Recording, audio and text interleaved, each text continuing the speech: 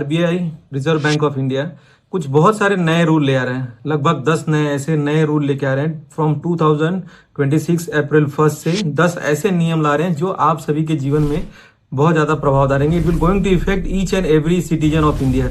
इसलिए इस वीडियो को पूरा आराम से अंत तक एक एक लाइन जो है ध्यान से देखिएगा।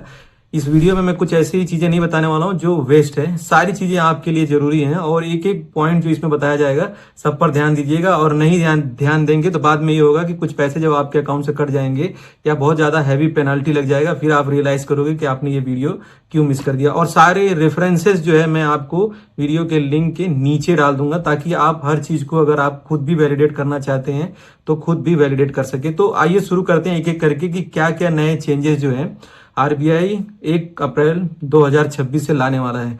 तो सबसे पहला जो रूल है वो रूल है डिजिटल पेमेंट का। जो डिजिटल पेमेंट की सिक्योरिटी बहुत ज्यादा जरूरी है। बहुत सारा अवेयरनेस, बहुत सारे कैंपेन आरबीआई ने किए मगर इसका कुछ ज्यादा फायदा उनको नहीं दिखाई दिया है। तो RBI is coming up with new approach. वो नया अप्रोच क्या है तो वो अप्रोच बहुत पुराना है। 2 फैक्टर ऑथेंटिकेशन सभी जगह यूज होता है, लेकिन आरबीआई जो है फोन पे, गूगल पे, जो भी कुछ यूपीआई के पेमेंट्स हैं उन सब में जो है ये 2 फैक्टर ऑथेंटिकेशन लाने वाला है। अब ये 2 फैक्टर ऑथेंटिकेशन क्या होता है, आइए एक एक करके इसको समझते हैं। तो जो भी कोई डिजिटल पेमेंट करने वाला है, whether it will be RTGS, IMPS या फिर जो एनईएफटी, तो सबके अंदर जो है ना ये 2FA वाला जो अब लगने वाला है। ये बहुत ज्यादा जरूरी है कि ये 2FA है क्या। पहले जब हम पेमेंट करते थे वो क्या होता था, लेट्स से फॉर एग्जांपल प्रिया एक कंज्यूमर है and he want to buy something from Swiggy से उसको कुछ खरीदना है। तो क्या करती है वो अपना फोन पे, गूगल पे, यूपीआई पेमेंट का जो भी है सिस्टम वो निकालती है एंड देन सी उस अपने फोन पे के स्क्रीन पे जाती है and just see do a payment to Swiggy account पर 3,500 रुपए का इनिशिएट करती है। और फिर उसको क्या आता है, एक प्रॉम्प्ट आता है कि प्रॉम्प्ट में उसको बोला जाता है कि आप अपना पिन नंबर डालिए। वो पिन नंबर डालती है, अगर उसका पिन करेक्ट होता है तो उनके अकाउंट में से 3,500 रुपए कट करके स्विगी के अकाउंट में चले जाते हैं। ये this is what it was happening till now. अब क्या करने वाला है, आरबीआई ने कहा है ऐसे नहीं चलेगा। Now we are going to introduce एक और फैक्टर ऑथेंटिकेशन। ये 2 फैक्टर ऑथेंटिकेशन बहुत जरूरी होता है। तो लेट्स से वही प्रिया जो है वापस से वही सेम सिनेरियो, सेम केस क्या है कि अभी स्विगी को अगेन वो 3,500 she want to make a payment, कुछ लिया है, खरीदा है, कुछ खाया पिया है, तो उन्होंने 3,500 का वापस से स्विगी को पेमेंट इनिशिएट किया। ऐप के अंदर 3,500 डाला और उसके बाद उसमें पिन डालना पड़ा, जो भी उनका पिन है, she put the pin number. अगर वो पिन गलत है तो वापस से उसको रीट्राई करना है। अगर पिन सही होता है तो उसके बाद जो है यहां से होता है नया वाला नियम।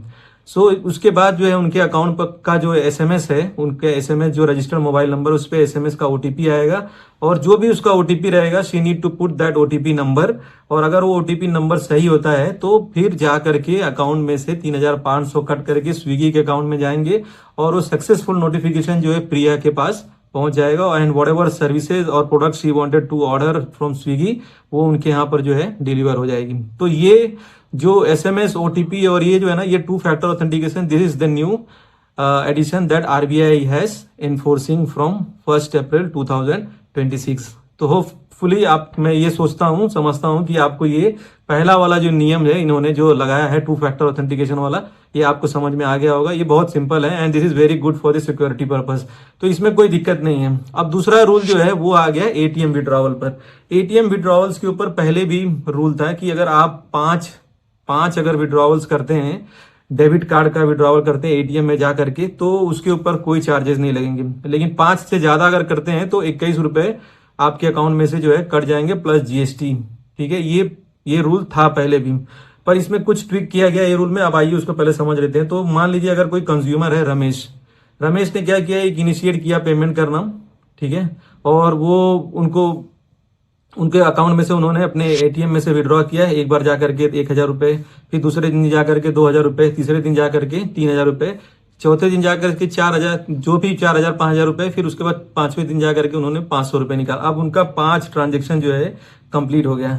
अब वो जैसे ही 6वां वाला ट्रांजेक्शन करेंगे उनके अकाउंट में से, जैसा आप देख रहे हो स्क्रीन पे, 21 रुपए प्लस जीएसटी जो है कट जाएगा। ये होता था पहले। अब इसमें क्या चेंजेस लाया गया है, उसमें चेंजेस ये लाया गया है कि अगर आप यूपीआई से भी अगर पेमेंट करते हैं forget about only debit card का पेमेंट कि एटीएम में गए, आपने कार्ड डाला निकाला, एटीएम में गए कार्ड डाला निकाला, ये तो पहले होता था। और उसमें कई लोग इसमें इसमें एक लूप होल ढूंढ लिए थे कि वो जो है कार्ड के बजाय जो है यूपीआई से पेमेंट करते थे, और वो यूपीआई का पेमेंट जो है उसमें कंसीडर नहीं होता था, तो बच जाते थे। अब ये यूपीआई का पेमेंट भी जो है ना इसके अंदर, इस 5 ट्रांजेक्शन के अंदर इंक्लूडेड रहेगा। और अगर आपने 5 बार अगर एक महीने में यूपीआई से ही पेमेंट किया है तो भी वो 5 विड्रॉवल्स में आएगा। और फिर आपके ऊपर जो है नेक्स्ट टाइम 6वें विड्रॉवल्स में 21 रुपए प्लस जीएसटी जो है लग जाएगी। चाहे आप किसी को ट्रांसफर करें चाहे डेबिट कार्ड से निकालें, आपको जो है 21 रुपए देने पड़ जाएंगे। ठीक है, तो ये जो नियम विड्रॉवल के ऊपर जो है लग गया है 5 ट्रांजेक्शन्स का। और इसमें जो है थोड़ा सा और एक ट्विक है जो बहुत ज्यादा जरूरी है समझना, कि अगर आप own ATM own bank account से अगर ट्रांसफर करते हैं आप अपने सिटी के, ठीक है, आपका अकाउंट है लेट्स से आईसीआईसीआई बैंक का अकाउंट है और आपकी अपनी सिटी से है, तो 5 फ्री ट्रांजेक्शन कर सकते हैं। लेकिन अदर बैंक है और दूसरे मेट्रो सिटीज में है तो उसमें 3 फ्री ट्रांजेक्शन्स लगेंगे। तो ये कुछ जो माइनर फाइन प्रिंट्स हैं इसको समझना बहुत जरूरी है। ओके, सो अगर कोई दूसरे का अकाउंट है, लेट्स से आप आईसीआईसीआई के कंज्यूमर हैं और आप एचडीएफसी से विड्रॉ कर रहे हैं और मेट्रो सिटी में, तो 3 ही जो है ट्रांजेक्शन आपको फ्री अलाउड है अगर अदर बैंक से है तो।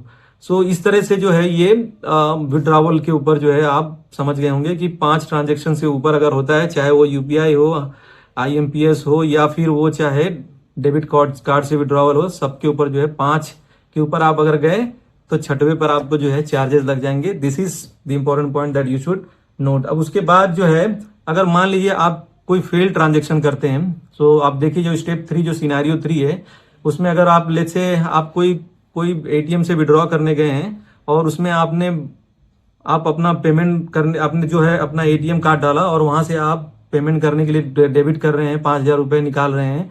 सो लेट्स से आपने रिक्वेस्ट किया, शुरू से समझते हैं एक बार और उसके बाद जो है आपको वेरीफाई किया गया, आपने अप्रूव किया, कोड आया, आपके मोबाइल पर भी आया कोड, आपने डाला और आपका अकाउंट भी सही रहा। लेकिन उसके बाद जो है मान लीजिए वो कैश जैम हो जाता है, मशीन गड़बड़ हो जाती है, लेकिन वो पेमेंट करने से पहले जो है ऑथराइज हो गया था बैंक से कि ये जो है करेक्ट कंज्यूमर है, इनके बराबर कस्टमर है और इनका पिन भी सही है। लेकिन जो है मान लीजिए मशीन खराब हो गई, मशीन जैम हो गई, तो उस केस में क्या हो जाएगा, वो उसकी इन्फॉर्मेशन जो है एटीएम के अंदर आपके अकाउंट में चली जाएगी, आपके बैंक के अकाउंट में चली जाएगी। और ये जो जो एकदम स्ट्रिक्ट टाइमलाइन जो आरबीआई ने बताया है कि 5 दिन के अंदर अंदर, मतलब जिस दिन गड़बड़ी हुई है, जैम हुआ, आप देख रहे हैं T+0, उस दिन से लेकर के 5वें दिन तक जो है बैंक को आपको पैसा रिटर्न कर देना है। पहले इसमें गड़बड़ी होती थी, कभी कभी 6, 7, 10 दिन 12 दिन लग जाते थे, पैसे नहीं आते थे।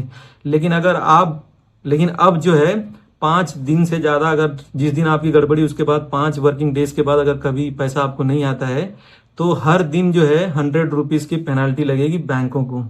ओके, तो आप देख सकते हैं पर डेज पेनल्टी जो है बैंकों को लगेगा। और अगर 5 दिन के अंदर अंदर वो आपको दे देते हैं then it's well and good. पहले इस पे बहुत ज्यादा इधर उधर होता था, तो ये 5 दिन का जो डेडलाइन जो है बैंकों के लिए दिया गया है।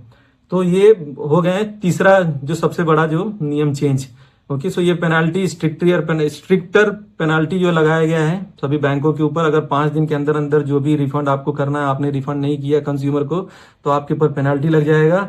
और जो दूसरा सा विड्रॉवल के ऊपर, विड्रॉवल में बहुत इंपॉर्टेंट आपको एक ध्यान रखना है कि अगर 5 ट्रांजेक्शन हो रहे हैं, चाहे वो यूपीआई से हो, चाहे वो एटीएम से हो, चाहे वो आईएमपीएस से हो, 5 के ऊपर जाएंगे तो आपको 21 रुपए प्लस जीएसटी लगेगा।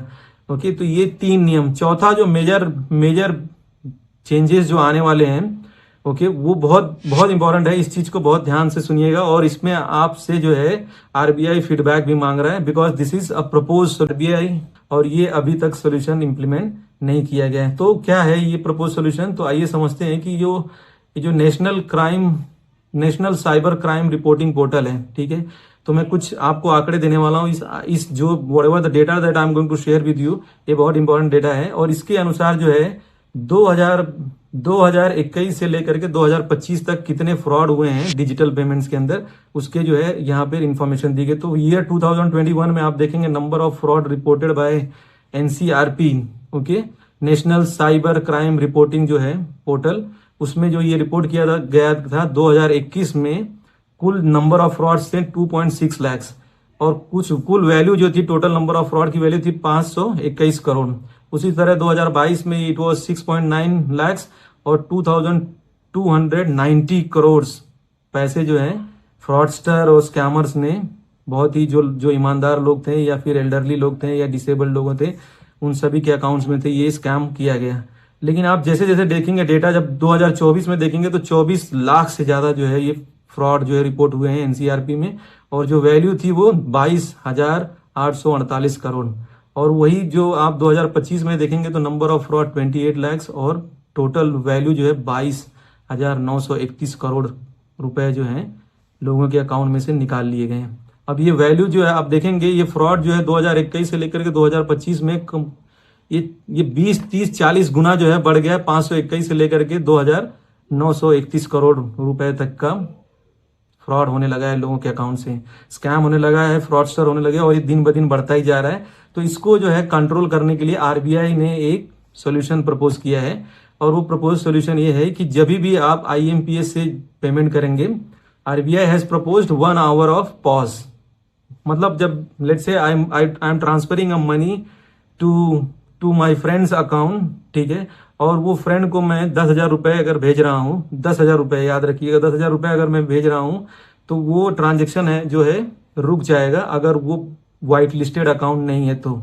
मतलब कि उस अकाउंट को अगर मैंने पहले से रजिस्टर नहीं करके रखा है या पहले से नहीं भेजा है तो वो पेमेंट जो है पॉज हो जाएगा 1 आवर के लिए। This is called cooling off security, ठीक है। This is cooling off period 1 hour का लग जाएगा, और ये केवल उन लोगों के लिए होगा जो पहली बार जिनको आप भेज रहे हैं। इट्स नॉट लाइक कि आप चाय वाले को, किराना वाले को या रिटेल वाले को भेज रहे हैं 10,000 से नीचे होगा, उसमें ये कंडीशन नहीं लगने वाली है। ये कंडीशन केवल उन्हीं केसेस में लगेगी जहां 1 घंटे का कूलिंग ऑफ, जहां पर 10,000 से ज्यादा का पेमेंट होगा। अब ये 10,000 रुपए ही क्यों गवर्नमेंट ने कंसिडर किया है? गवर्नमेंट ने इसे 10,000 इसलिए कंसिडर किया है क्योंकि ये जो 98% जो फ्रॉड हुए हैं ना, ये 22,931 करोड़ जो आप यहाँ देख रहे हैं 2025 में, इसमें से जो 22,000 देख रहे हैं 2025 में 28 लाख जो नंबर ऑफ फ्रॉड्स रिपोर्टेड हुए हैं, उसमें से जो 22,931 करोड़ का जो फ्रॉड हुआ है वो मैक्सिमम 90 to 98% जो है 10,000 रुपए से ज्यादा का फ्रॉड था। तो इसलिए जो है आरबीआई ने ये 10,000 रुपए को कंसिडर किया है कि 10,000 से ऊपर अगर ट्रांजेक्शन है और व्हाइट लिस्टेड अकाउंट नहीं है तो जो है ये 1 घंटे का पॉज लग जाएगा, और फिर आपको 1 घंटे तक वेट करना होगा, और आपके पास ऑप्शन भी रहेगा कि आप अगर चाहें तो उसको कैंसिल कर सकते हैं। तो this is very good initiative, और ये सराहनीय भी है, मगर इसके ऊपर बहुत सारे लोग जो है आवाज उठा रहे हैं, कंप्लेन कर रहे हैं। तो आपको भी ये जो फीडबैक का ऑप्शन दिया गया है 8 मई 2026 तक आप भी जो है अपना फीडबैक आरबीआई को दे सकते हैं। तो उसके लिए आप जा करके आरबीआई की वेबसाइट पर अपना फीडबैक उस पोर्टल पर सबमिट कर सकते हैं। तो ये अभी ओपन है 8 मई 2026 तक सारे लोगों के लिए, और आप अपना वॉइस जो है आप वहां पर बता सकते हैं कि ये सही है या गलत है या फिर बहुत अच्छा है।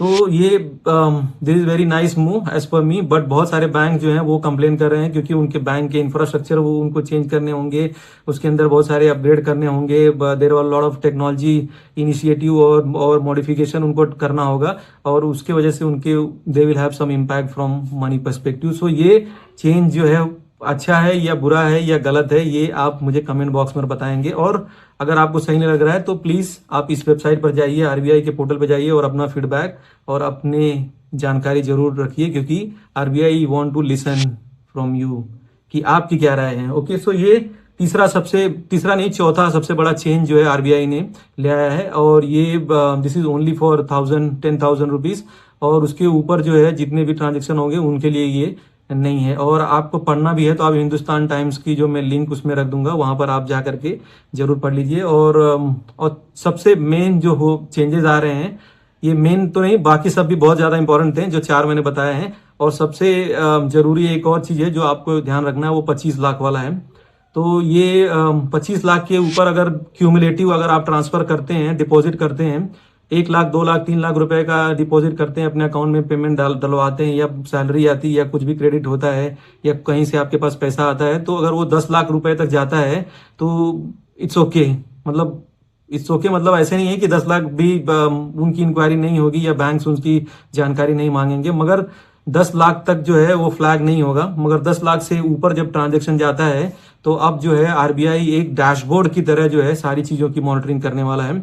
और जो भी कोई ट्रांजैक्शन 25 लाख के ऊपर जाता है, किसी के अकाउंट में डिपॉजिट होता है, एक बार में नहीं कई बार में, पूरा क्यूमुलेटिव 1 ईयर्स के अंदर अगर 25 लाख के ऊपर जाता है तो ये रेड फ्लैग जो है आरबीआई के डैशबोर्ड पे भी डिस्प्ले होने लगेगा।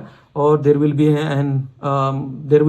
मे be a freeze on your account, और आपको जो है री-केवाईसी करना होगा, जा करके बैंक में आपको रिपोर्ट करनी होगी और बताना होगा कि ये पैसा जो है कहाँ से आया है। और इसके पीछे जो रीजन आरबीआई दे रहा है वो ये है कि इससे दे वांट टू कंट्रोल जो स्कैम हो रहा है, मनी लॉन्ड्रिंग हो रही है, टेररिज्म जो डिजिटल टेररिज्म हो रहा है, या फिर जो स्कैमर्स जो है इसको यूज कर रहे हैं, कई लोगों के अकाउंट्स को यूज करके जो बहुत सारा भारी मात्रा में पैसे इधर उधर करते हैं, उसको कंट्रोल करने के लिए आरबीआई पूरे डैशबोर्ड बना करके जो है मॉनिटर करने वाला है।